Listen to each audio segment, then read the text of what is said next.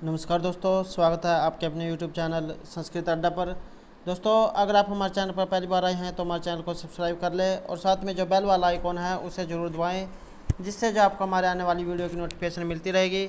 और दोस्तों, अगर आपने हमारी पहले वाली वीडियो नहीं देखी है तो उसे आप आई बटन पर क्लिक करके देख सकते हैं। और इस वीडियो की PDF आप हमारे टेलीग्राम ग्रुप से भी प्राप्त कर सकते हैं, उसका लिंक आपको डिस्क्रिप्शन में मिल जाएगा। तो दोस्तों, वीडियो शुरू करते हैं। हमारा फर्स्ट क्वेश्चन है, एक से अधिक उपसर्ग से बना शब्द नहीं है। तो इनमें से जो एक से अधिक जो उपसर्ग से बना, इनमें से कौन सा शब्द नहीं है? ऑप्शन हमारे असुरक्षित, अत्याचार, अध कचरा या पर्यावरण। तो कौन सा शब्द है जिसमें उपसर्ग से नहीं बना हुआ है? तो जिसमें एक से अधिक उपसर्ग से बना शब्द नहीं है, तो राइट आंसर है ऑप्शन सी, अध कचरा। असुरक्षित, अ प्लस सुरक्षित, अत्याचार, अति प्लस आचार, पर्यावरण, परि प्लस आवरण, और अध कचरा, अध प्लस कचरा। तो ये जो शब्द है, अगर इसके जो है उपसर्ग अलग कर देते हैं तो इसका जो है अर्थ निरर्थक हो जाता है। तो सही आंसर है ऑप्शन सी, अध कचरा। नेक्स्ट है, प्रत्यय जोड़ा जाता है। तो प्रत्यय कहाँ पर जोड़ा जाता है? ऑप्शन हमारे शब्द के प्रारंभ में, शब्द के अंत में, शब्द के मध्य में, या इनमें से कोई नहीं। तो प्रत्यय कहाँ पर जोड़ा जाता है? सही आंसर है ऑप्शन बी, शब्द के अंत में। जो उपसर्ग होता है ये शब्द के शुरू में जोड़ा जाता है, जैसे प्रत्यय में प्र उपसर्ग जोड़ा हुआ है, और जो प्रत्यय होता है ये अंत में जुड़ता है। नेक्स्ट है, निम्न में से तालाब का पर्यायवाची नहीं है। तो इनमें से तालाब का पर्यायवाची शब्द कौन सा नहीं है? ऑप्शन हमारे सरोवर, पुष्कर, ध्रुवनंदा या पद्माकर। तो ये जो तालाब शब्द है इसका एक पर्यायवाची शब्द इनमें से कौन सा नहीं दिया गया है? तो सही आंसर ऑप्शन सी, ध्रुवनंदा जो है तालाब का पर्यायवाची नहीं है। और जो इनमें दिए गए हैं सरोवर, पुष्कर और पद्माकर जो है तालाब के ही पर्यायवाची शब्द हैं। नेक्स्ट है, चणक का तद्भव शब्द। दोस्तों, ये जो है दो प्रकार के होते हैं, तत्सम और तद्भव। तत्सम होते हैं जो संस्कृत के जो प्रयोग किए जाते हैं और वैसे के वैसे ही हिंदी में भी प्रयोग में आते हैं। और तद्भव शब्द होते हैं जो संस्कृत के में से जा परिवर्तन होकर हिंदी में आते हैं। तो यहाँ पर जो है चणक का जो तद्भव शब्द पूछा गया है, ऑप्शन हमारे खीर, खपरा, चना या पलंग। तो चणक का जो तद्भव शब्द है चना। सही आंसर है ऑप्शन सी, चना जो शब्द है ये तद्भव शब्द है चणक का। नेक्स्ट है, व्यर्थ शब्द में किन वर्णों की संधि हुई है? तो व्यर्थ, वी प्लस अर्थ। तो इसमें कौन से वर्ण की संधि हुई है? ऑप्शन हमारे ई प्लस अ, ई प्लस उ, ई प्लस ए या दीर्घ ई प्लस अ। तो वी और अर्थ। तो यहाँ पर जो ये वी है इसको जो है इको यानी जो सूत्र है इसे ई से जो है यह हो जाता है। तो इसमें किस वर्ण में जो संधि हुई है? तो ई प्लस अ। वी में जो ई और अ, तो ई और अ में जो यहाँ पर संधि हुई है। तो राइट आंसर है ऑप्शन ए।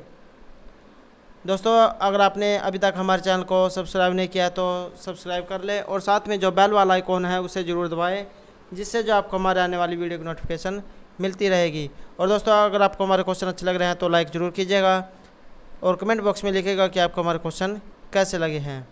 नेक्स्ट है, कई कई कान रोवे वाला तनु टूटे मोती नहा के माला उपरोक्त पंक्तियों में कौन सा अलंकार का प्रयोग हुआ है? तो ये जो पंक्ति दी गई है इसमें किस अलंकार का प्रयोग हुआ है? ऑप्शन हमारे प्रतीप, उपमा, दीपक या उत्प्रेक्षा। तो जहाँ पर जाए कई कई कान रोवई वाला जनु, तो यहाँ पर ये जो जनु शब्द है, जनु, मनु, मानो, तो इस प्रकार से जहाँ पर जो ये शब्द दिए गए होंगे वहाँ पर जो उत्प्रेक्षा अलंकार का प्रयोग होगा। राइट आंसर है ऑप्शन सी, जनु, जानो, मनु, मानो। तो जहाँ पर जाए मानो, ऐसा हुआ हो, जनु, तनु, तो इस प्रकार के जो शब्द दिए गए होंगे वहाँ पर जो उत्प्रेक्षा अलंकार का प्रयोग होगा। नेक्स्ट क्वेश्चन हमारा, निम्न में से अशुद्ध वाक्य छांटे। ऑप्शन हमारे तुम सबसे सुंदर हो, तुम भी कहते थे, तुमने पत्थर लिखा, या तुम सबसे सुंदरतम हो। तो यहाँ पर जो है अशुद्ध वाक्य बताना है, तो राइट आंसर हमारा ऑप्शन डी, तुम सबसे सुंदरतम हो। तो ये जो वाक्य है अशुद्ध है। नेक्स्ट है निम्न में से हस्ती शब्द का अनेकार्थी शब्द। तो यहाँ पर जो है हस्ती शब्द दिया गया है, इसका अनेकार्थी शब्द बताना है। ऑप्शन हमारे हंस, कर, हस्ती या अस्तित्व। तो हस्ती शब्द का जो अनेकार्थी है ये कौन सा है, तो सही आंसर है ऑप्शन डी, अस्तित्व जब शब्द जो है अनेकार्थी शब्द है। नेक्स्ट है बिल्ली छत से कूद पड़ी कौन सा कारक है। तो यहाँ पर जो है बिल्ली दी गई है, बिल्ली छत से कूद पड़ी में किस कारक का प्रयोग हुआ है। ऑप्शन हमारे अधिकरण, क्रम, संप्रदान या आपादान। तो जहाँ पर जो है किसी वस्तु से अलग होना पाया जाए जुदाई अर्थ में, तो वहाँ पर जो है आपादान कारक का प्रयोग होता है। तो यहाँ पर जो बिल्ली है ये छत से अलग हो रही है, छत से कूद रही है। जिस प्रकार बच्चे विद्यालय से जाते हैं या पत्ते जो है पेड़ से गिरते हैं, तो जहाँ पर जो जुदाई होती है वहाँ पर आपादान कारक का प्रयोग होता है। तो राइट आंसर हमारा ऑप्शन डी, आपादान कारक। नेक्स्ट है प फ भ म का उदाहरण है। तो इसमें जो किस व्यंजन का प्रयोग हुआ है। ऑप्शन हमारे तालु, कंठ, ओष्ठ्य, दंत, ओष्ठ्य व्यंजन का। तो इचु ऐसा नाम तालु, रिट सा नाम मुर्दा, निरित सा नाम दंता, उप मध्य नाम ओष्ठो। उ प फ भ भ म जो है ये ओष्ठ्य व्यंजन के उदाहरण हैं। राइट आंसर हमारा ऑप्शन सी, ओष्ठ्य व्यंजन। नेक्स्ट है निम्न में से कौन सा एक जोड़ा समुच्चारित है, चयन कीजिए।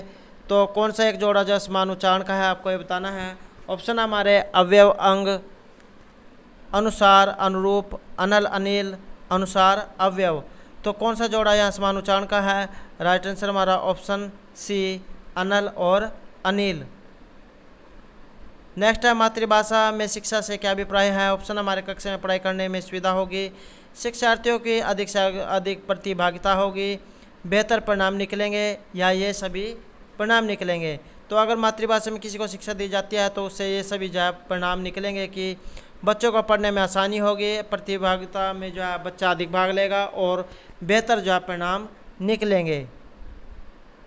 नेक्स्ट है आपकी कक्षा में कुछ विद्यार्थी सड़क को जो है सड़क बोलते हैं, तो इसका क्या संभावित कारण हो सकता है। अगर बच्चे सड़क को सड़क बोलते हैं, ऑप्शन हमारे लापरवाही को होना, उनकी मातृभाषा का प्रभाव, उन्हें हिंदी ना आना या सुनने में समस्या का होना।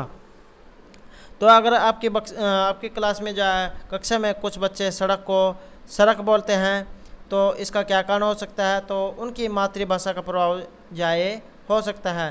तो कुछ बच्चे जो हैं ये डा को दा को रा इस प्रकार से जो उच्चारण करते हैं, तो ये उनकी मातृभाषा का कारण हो सकता है। नेक्स्ट है अवचेतन शब्द में प्रयुक्त उपसर्ग। तो ये जो उपसर्ग होते हैं ये कौन से होते हैं। उपसर्ग होते हैं जो शब्द में शुरू में जुड़े होते हैं, जैसे अवचेतन। तो ऑप्शन हमारे आवक, अव या अल का। तो अवचेतन जो शब्द है इसमें किस उपसर्ग का प्रयोग हुआ है। तो राइट आंसर हमारा ऑप्शन सी, अव। जैसे अव प्लस चेतन। तो उपसर्ग होते हैं जो शब्द के शुरू में जुड़ते हैं, उनको बोलते हैं उपसर्ग। जैसे यहाँ पर अव प्लस चेतन। और प्रत्यय होते हैं जो बाद में जुड़ते हैं, जैसे मान ले अव शब्द हो गया और चेतन प्रत्यय हो गया। तो इस प्रकार से जो है यहाँ पर जो उपसर्ग पूछा गया है, तो यहाँ पर अव उपसर्ग का प्रयोग हुआ है। नेक्स्ट है निम्नलिखित में कौन सा शब्द प्रत्यय से बना है। तो कौन सा शब्द है जो प्रत्यय से बना हुआ है। ऑप्शन हमारे देहदान, पीकदान, जीवनदान या ये सभी। तो प्रत्यय से कौन सा शब्द बना है। तो ये सभी जो है प्रत्यय से बने हुए हैं, देह दान, पीक दान, जीवन दान। तो इन सभी में प्रत्यय का प्रयोग हुआ है। और उपसर्ग का प्रयोग जो शब्द के शुरू में होता है और प्रत्यय का प्रयोग जो शब्द के अंत में होता है। नेक्स्ट क्वेश्चन है हमारा विहंगम दृष्टि का क्या अर्थ है। ऑप्शन हमारे सरसरी दृष्टि, सम्यक दृष्टि, गहरी दृष्टि या पैनी दृष्टि। तो ये जो विहंगम दृष्टि है इसका अर्थ होता है सम्यक दृष्टि। राइट आंसर हमारा ऑप्शन बी, सम्यक दृष्टि। अगला क्वेश्चन है कोप मुंडक होना मुहावरे का अर्थ। तो कोप का अर्थ होता है कुआं। तो कुएं का मेंढक कह देते हैं जिसको। तो इस मुहावरे का क्या अर्थ होता है? ऑप्शन हमारे घर में ही रहना, कुएं में गिरना, अत्यंत समीप ज्ञान होना, सीमित ज्ञान का होना या मूर्ख होना। तो कूप मुंडक होने का जो अर्थ है ये है अत्यंत सीमित ज्ञान का होना, जिसे जो है बहुत कम नॉलेज होती है, उसको जो है कुएं का मेंढक कह देते हैं। नेक्स्ट क्वेश्चन है, पुत्री जो शब्द है इसका पर्यायवाची कौन सा है इनमें से? ऑप्शन हमारे तन्य, आत्मज, प्रिया या दुहिता। तो पुत्री के लिए जो है दुहिता शब्द का प्रयोग हुआ है। राइट आंसर हमारा ऑप्शन डी, ये है दुहिता। नेक्स्ट है दृगंचल का संधि विच्छेद। तो यहाँ पर ये जो दृगंचल शब्द दिया गया है इसका संधि विच्छेद कौन सा है? ऑप्शन हमारे दृग प्लस अंचल, दृगम प्लस अंचल, दृग प्लस अंचल या दृग प्लस चल। तो राइट आंसर हमारा ऑप्शन सी, दृग प्लस अंचल। यहाँ पर जो एक क है इसको क ख ग या तीसरा वर्ण जो है इसको हो जाता है और ये व्यंजन संधि में आता है। नेक्स्ट है राधा का मुख चंद्र पंक्ति में अलंकार। तो राधा का जो मुख है चंद्रमा के समान है। तो यहाँ पर जो पंक्ति का जो प्रयोग हुआ है इसमें किस अलंकार का प्रयोग हुआ है? ऑप्शन हमारे उपमा, उत्प्रेक्षा, रूपक या यमक। तो राधा का जो मुख है वो चंद्रमा के समान है। तो जहाँ पर जो है मुख में चंद्रमा का आरोप हुआ है, जहाँ पर आरोप किया गया हो वहाँ पर रूपक अलंकार का प्रयोग होता है। राइट आंसर हमारा ऑप्शन सी, रूपक। नेक्स्ट है निम्न में से सारंग शब्द का अनेकार्थी। तो ये जो सारंग शब्द है ये किसके लिए प्रयोग हुआ है?